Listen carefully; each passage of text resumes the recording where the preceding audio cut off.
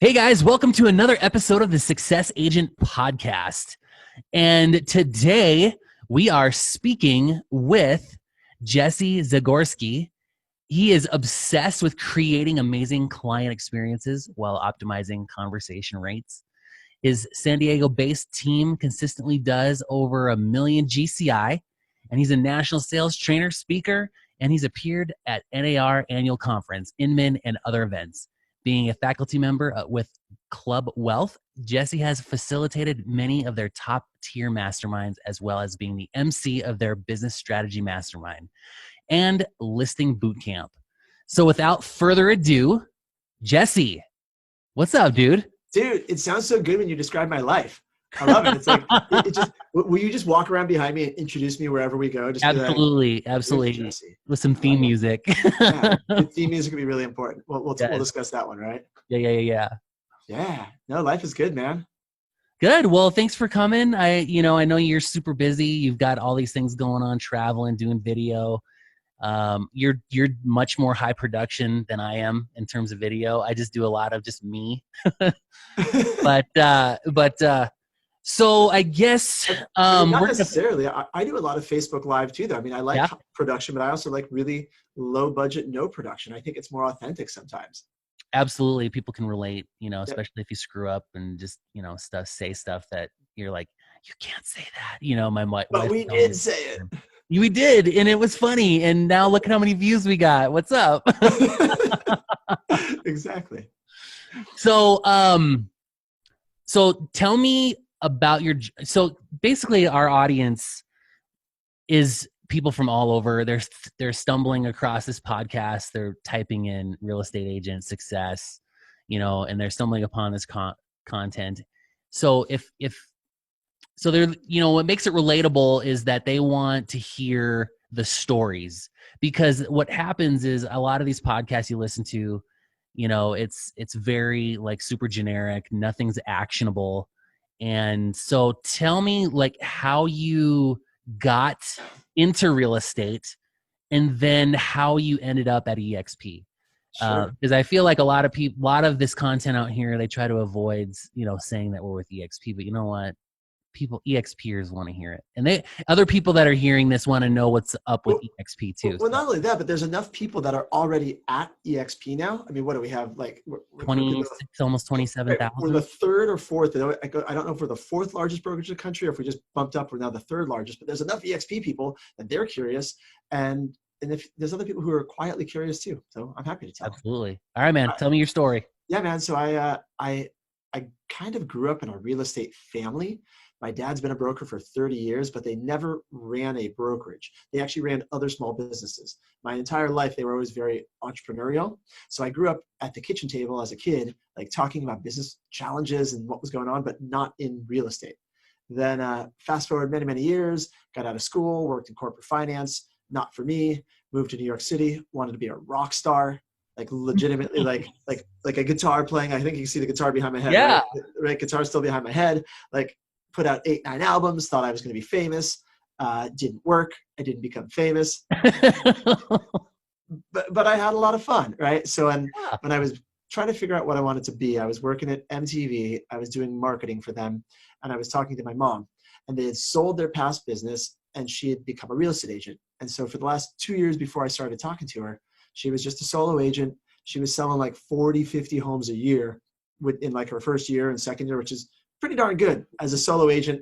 And she was working for this company called House Rebate, which was one of like the original discount companies where she was like getting online leads in the early 2000s.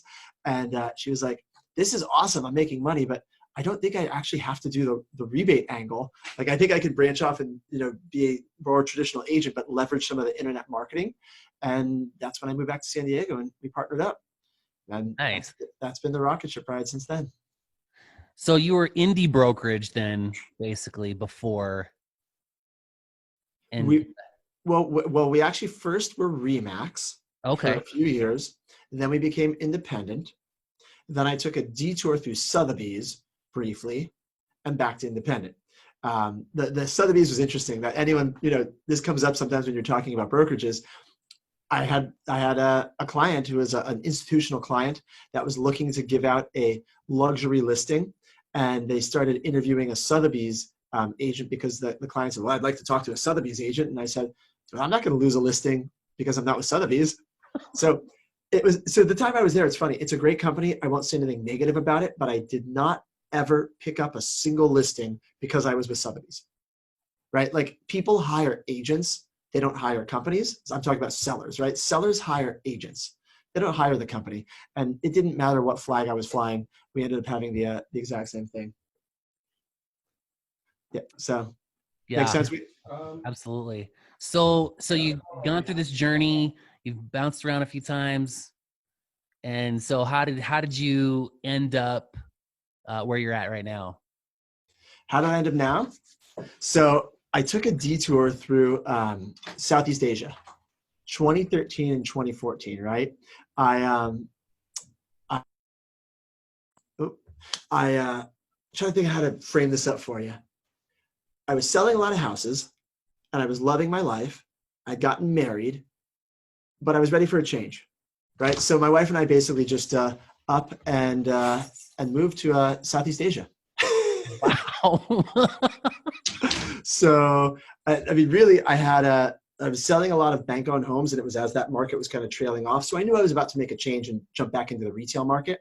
We knew we were going to have kids, and really just from a whole life standpoint, before we started this next chapter, we thought we should go have an adventure. So we basically just said, all right, let's do this. Let's up and go. And I still left. My business partner was my mother. So she ran the listings that we still had while I was over traveling around Southeast Asia. I worked a few hours a week, basically took an entire year off and came back with more money than I left with. That's pretty awesome. Yeah. So that actually brings us to how I ended up at EXP. So picture just in your life, dude, JP, when was the last time you were totally and absolutely financially free? Like think back in your life. You didn't have any worry about bills or money. Like how far back in your memory do you have to go? I have to go back to when I lived at home with my parents. Right. Like childhood, Yeah, right? childhood. Like, absolutely. And for most adults, it probably is childhood. And everyone has different levels of stress. Some people have a little stress. Some people have a lot of financial stress. But for most people, it really is childhood, the last time they felt free. So in Thailand, I had more income coming in passively. And this is long before EXP. I had rental properties. I had an online business, and I still had my real estate business. So I had more money coming in passively than our expenses, which were quite low in Southeast Asia. Sure. So that entire year, when I came back, I bought a house. My wife was pregnant with our first child, who's now a 4-year-old boy, right? And I started my real estate company back up.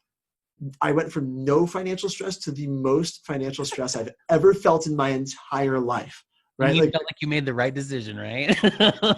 No, I Jude, for the first year or two, it was like, can we move back to Thailand? Like right? truly, it was like, can we go back to Thailand? But both our parents lived 10 minutes from us. So it wasn't something that was really on the table to go back. And I had to wrap my mind around, what do I do here? So I spent 4 years chasing my tail, trying to figure out, how do I get back to the same sense of freedom? Like I didn't carry a cell phone for a year.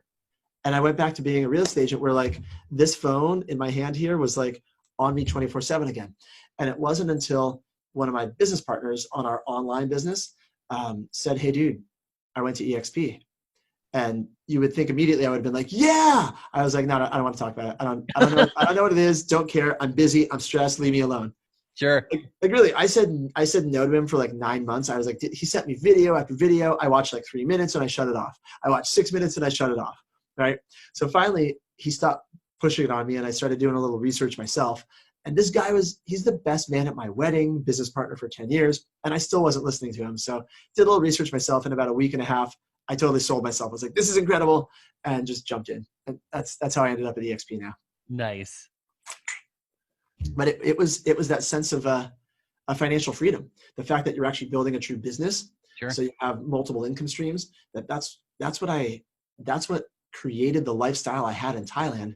And now my vision is to recreate that same lifestyle here, not to not do anything, but to be able to have all of my financial needs met so that I can choose what I do when I do it with the people I want to do it with.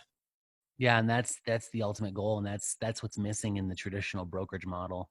Right. Leverage. Yeah. You can't, there's nothing. It's either you and your time or maybe you build a team, but then you still have all of the team dynamic issues, and you just have to make sure that everybody is on the same page and the same culture and everything else. Whereas, when you're building that, a national global company, everybody has the same opportunity to build a global company. Yeah.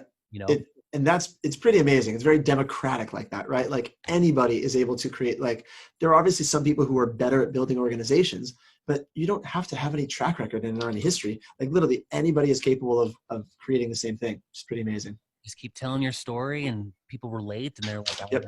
I want this. I want to tell that same story. Yep. Absolutely. Cool. Well, okay. Well, that was a long way to say, not networking, but friend working, right? So you remember that title of that book I'm working on? I do. Yeah, dude. So tell us about that, because I think a lot of people are like, how do you not network and still network? Right. So this is a book that I told you I was working on called Friendworking, right? Mm-hmm. It's Stop Networking and Start Friendworking. And I've got the outline written. I got a couple chapters written, just kind of plugging away at it, right? It's one of these things that I don't know how long it takes to write a book, but I mainly learned a lot of this stuff while I was selling all of the bank-owned homes. So bank-owned homes is a relationship-driven industry. Like foreclosures, REOs, it's all about who you know. There's a few industries that are, or a few market segments that are like that in traditional real estate. You could be working with, attorneys, financial planners, anyone where you get one contact that gives you a bunch of business. That is the type of thing where this sort of friend working is really helpful. You can use it one-on-one with a single seller, but the idea is more that you meet a single contact, you develop that relationship, you really truly become friends. Like I didn't talk about my clients as clients. I always said, yeah, like they're my friends. That was the energy I was putting into it. And I can tell you some interesting stories about things that we did in that world that contribute to building those friendships. But it's a lot more profitable to build friendships than it is to go out there. When you network with someone, they can feel the energy that you're trying to use them or go through them to get to another goal, as opposed to actually building that relationship one-on-one. Make sense? Absolutely. I think what happens is a lot of agents think about like, well, it takes time before I get a paycheck. Right. So they don't want to take the time to cultivate those relationships. Right. And truly, if we're talking recruiting, it's the same thing. With relationships, if you're talking working with large accounts, and again, you can use this with traditional buyers and sellers. It does take time. And so if you're trying to build a relationship to sell a single house, there might not be the same return on your time. Whereas if you build a relationship with someone that's going to, either send you multiple deals or be able to pay you year after year, that makes a lot more sense. Yeah, then you're not having to, I think it's in that book, The 7 Levels of Communication, where they talk about you don't ever ask someone for a referral. Right. Totally. And so here's referencing books. I'm actually looking on my desk. Part of the friend working, I never knew how to put it into words until I read the book, The Like Switch, Like. Have you read that book? No, I haven't. That's the first time I've Oh, heard dude. All right. So my favorite part of that book is the friendship formula. So people listening want a actionable takeaway. Write this down. The friendship formula. This is how you build any relationship, and you can consciously level up any of these 4 factors. Friendship, or in this case, a business relationship, right, which is also friendship, is determined on 4 factors. You've got frequency, proximity, duration, and intensity. Frequency, proximity, duration, and intention. So you want to break those down? Sure. All right. Frequency is how often you see someone. Duration is how long you see them for. Proximity is how physically close you are. And intensity is the nature of what you're talking about. So for example, for intensity, if you and I got on here and we just talked about the weather for like an hour, right, it would suck. But if I was like, yo, JP, tell me about your childhood, dude. Right. Like what was the craziest thing that happened to you as a teenager? And if you actually shared it, and I would like ask questions, and we like talked about it, and we spent like the next 20 minutes like really like going deep in that. Yeah. That would create a level of connectivity and connection that's very different than when you think about networking. You're typically like, cool, you like sports? What's your favorite sports team? Which it still works if someone's passionate about that, but that's not really the stuff that creates the intensity of a conversation. Right.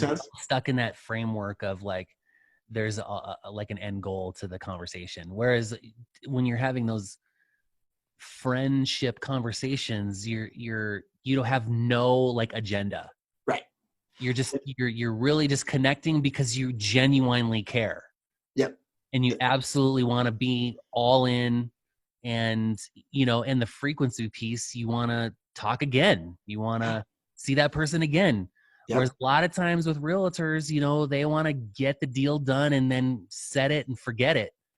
And that's where you realize that most of your low-hanging fruit is by creating those relationships, and then your sphere becomes another lead gen source that just is on autopilot rather than having to continue to make those cold calls. And then a lot of agents won't even call their past clients because they're just like, we've already done the deal. Why are they haven't given me any business, so why should I continue to keep in contact with them? Right. And and it's just like masterminding too. Like these people you spend time with on another level, like not even just intensity, but you're all of the same mindset. Totally. And you're all talking about the same kinds of goals and dreams and visions and where you want to see yourself in 10 years. And, you want to see these people again, even though they may live across the country. And you're like, no, we're going to organize our lives around spending time with these people. Right. But that's intensity also, right? So as you talk about all those hopes and dreams, that is intensity. And then if you're consciously or intentionally building a relationship, you can dial up the other elements. So you can increase the frequency with which you see them. You could, in proximity, by the way, back when I was doing all the REO stuff 10 years ago, I mean, video conferencing existed, but not the way it does now, right? And there's still no substitute for getting on a plane and getting belly to belly, right? In terms of recruitment, I still do a little bit of traveling to go meet people and going to like build relationships, but you can do a lot via Zoom. So there's something called the Parasocial Response. You ever heard that term, the Parasocial Response? So your brain right now, JP, I hate to tell you something about your brain. Your brain is having the same response, almost the same response if we did an MRI to looking at me on camera and talking to me as you would if we're sitting face to face. Sure. So your brain is lighting up on an MRI like as if we're face to face. And so when you Zoom, it not only do you get body language and hands and gestures along with it, right? But it really is triggering parts of your brain to feel like, oh, we're friends. Like, yeah. I'm here. You ever binge watch a TV show? Oh yeah. What did you binge watch? I binge watched the CW series. Like I will binge, make sure that I watch all of the shows in sequence. So that's, there you go. Sure that they all work dude, I love it. And I got no judgment. I was just curious, right? So any of those shows, if you think about it, when you get done watching episode after episode after episode, you kind of feel like you're friends with the characters. Oh yeah. Right? Like my wife, when she was pregnant, she had a lot of morning sickness, and so spent a lot of time just like trying to feel okay, sitting on the couch, and she watched pretty much every season of Friends, not back to back, but like over the course of a couple months. There's a lot of Friends episodes, and I wasn't watching it with her, but I just kept hearing their voices, and even that was enough. I watched enough of them with her that like by the end, I felt bad. I was like, where'd my friends go? Like I miss them. Like these are my yeah. Like these are real people, but they're not. Yeah, absolutely. So that ties into friendworking. There's I'm trying to think of some fun stories I can tell you. There's one element of friendworking also would be sending gifts. And I don't mean to bribe people. I just mean in terms of like connecting with them on another level. There's a certain element of, first of all, some people's love language is gifts. Second of all, there's a way to use them if you're a creative person to kind of do some fun things. So I'll tell you you want to hear a couple quick stories? Yeah. All right. So I had one client that was at a conference with us, and he couldn't get into, there was a nightclub at the conference, and we were all going to like a networking event there, networking event, but he couldn't get in because he didn't have the right clothes on. So I had a room upstairs in the hotel. I'm like, dude, I'll just let you borrow my shirt for a minute. I'll run upstairs and get another shirt. He was like, are you serious? I'm like, yeah. So I literally gave him the shirt off my back, which is a pretty bonding thing to start with, right? Yeah. Yeah. But here's where then I got kind of funny later. So I got another shirt he wore for the night. He gave it back to me later. So it was like some type of like white striped shirt. I don't remember what it looked like. But I went online and I found a teeny tiny kid's version of an almost identical shirt. And I shipped it to him the week later. And I put a little note. I said, the dry cleaner somehow shrunk this thing. I don't need it anymore. You can keep it. And this guy, you know what he did in the office? He, first of all, showed every other person in the office, dude, look at Jesse did. This is hilarious, which got me a ton of business because everyone in the office had the ability to give us business. Yeah. Second of all, he tacked it onto his wall because it was this like funny memory. And it literally sat on his wall for years, he said. It was like pinned up to his wall.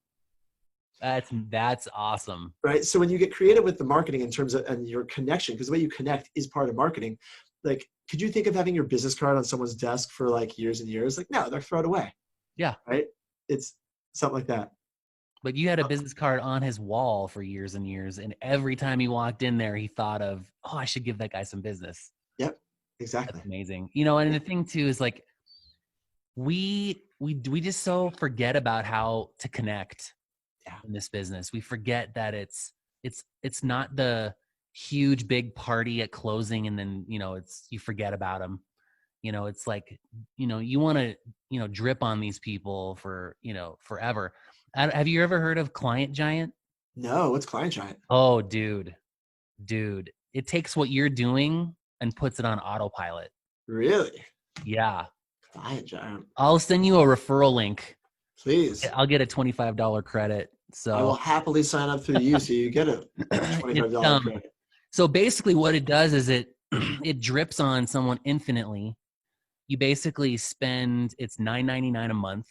Okay. And every quarter you get a customized gift that's not branded with your stuff. Cause I think what happens is after the closing, we tend to try to just brand things with our stuff, and it's not personal and it's not thoughtful. Right. And so you like I had my clients at the beginning of this year, they got a daily, it's like a one-liner journal. You just write down one sentence and that's your journal entry for the day. And it says, hope the new year brings you some good lines of, you know, where you see yourself in the next 12 months. And it has thank you. And then just had my name on there. That's awesome. And they get a gift like that every quarter on autopilot. Interesting. Autopilot, dude. That's very cool. They also have another program where you take your timelines in your contracts and in key points throughout the process, it will send them a gift. So say like, congrats, you're under contract. Here's some few little thoughtful gifts to get things rolling. And it'll send them some cardboard boxes and some tape and some like a head massager and some Tylenol, you know, because it has like a little note that says like, I know moving can be super stressful. Hope these will help, you know, stuff like that. Dude, I love it. I think you should get more than a $25 I think so too. I'm gonna negotiate. I know the owner. I can talk to him. Dude, that's incredible. It's only $9.99. Is it $9.99 per? So the quarterly gifts is $9.99 a month per client. Yep. Which is nothing in the grand scheme of things. Yeah. And depending on the price point, he says you can go as far as, you know, he says, we're very blessed to be in real estate and get paid what we get paid on a transaction. Right. And so what he says is you should invest 10% back into your clients. Okay. And so, he says like for a house that's under, 300, 350 or below, that he has a package for $350. Okay. And then it can go on up to $2,000. Very cool. And you can do everything from custom gifts and a dinner to movie nights to you pick up your client in a limo to the whole 9 yards, and it's all on autopilot, dude. They have a concierge service that sets all of this stuff up for you. It is freaking amazing. Wow. That's very cool. So you can take your people from, he says basically it's 7-star service in a 5-star world. I love it. Yeah. I love it. Very cool. So I'll put that link in the show notes for anybody else that wants to try it out. Heck yeah. Very cool. But, and and it's every time you sign up, it's a reoccurring. So it's every time you have a transaction in the system. But yeah, it's pretty amazing. Like I saw this and I'm like, you mean this is like Netflix for gifts for your clients? Like, this is awesome. and you know, and it's just like, you know, you may not watch every movie, but you want to make sure that if you need it, it's there, you know, and it's just like this. It's like, you know, it's kind of like a Buffini process on autopilot. Totally. I mean, I have another one that I use for closing gifts, but it's not nearly as cool as this. I'm really excited about this one. So yeah, I mean, it was like a game changer. Like and if you're in a market super competitive, you will get organic referrals from that. Yeah. Because they're like, I've bought and sold a lot of houses and nobody has ever given me anything after closing. Right. And followed up as consistently as absolutely. And you don't even have to, once it's turned on, dude, it goes on forever, you know? And I mean, you figure it's $120 a year, right, to make $6, $7, $8, $9, $12, $13, $20,000. Do people use it for their significant others and friends and family? No. Are we automating all relationships right now? No, just real estate follow-up, right? Dude, that's you. I bet you he's going to be watching this episode and he's going to be like, I think you're onto something. Man. Yeah, a subscription model for like never forget your anniversary and never forget your... Yeah, Christmas gifts, everything. It's just totally for everyone important in your life. You have a package for your mother. We literally Amazoned life, dude. We did.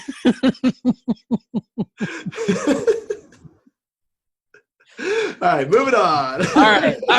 So, I took us down a rabbit hole. Sorry about that. So with the last few minutes we have here, let's talk about networking or recruiting a little bit. Yeah. Because I think, you know, whether it's with our company or if it's any other company, I mean, at the end of the day, like, you know, in order to build true wealth, you have to have people that are willing to enjoy the ride. And so like we talked a little bit before we started today about this class that I took. So it was 6 months, 1 hour a week. And it was all about how can you give value and have it systemized. So interesting. Because the thing about it is like, you know, when, you know, he said that, you know, one of my big takeaways was, one is if you run a big team, you can advertise for a job. Okay. So like I have a job, I've always got a job opening for a real estate agent on my team. So I advertise it on Indeed. Yep. So I've done that. And that was pretty good. But the thing there is it's a lot of brand new agents, right. brand new. And if you're not a coach or a trainer, or you're not all in, or you're not happy all the time, then it can be a daunting task for sure. Absolutely. But I love all my new agents. So if you're listening, love you guys. And the other thing is you want to be the expert in your area. So training. So he says you should do a workshop, whether it's quarterly or monthly, whatever fits within your time frame. Run a Eventbrite ad and do a monthly workshop or a quarterly workshop and just add value to your community. And you're just, you know, and then you're just going to organically, people are going to want to know, like, who's this guy? Like in my town, but when I start doing my quarterly workshops, people are going to be like, who does he think he is? And I'm going to still pay, you know, and you charge for the event because, you know, and then you can even take it one step further and maybe even get CE credit for whatever it is that you're teaching.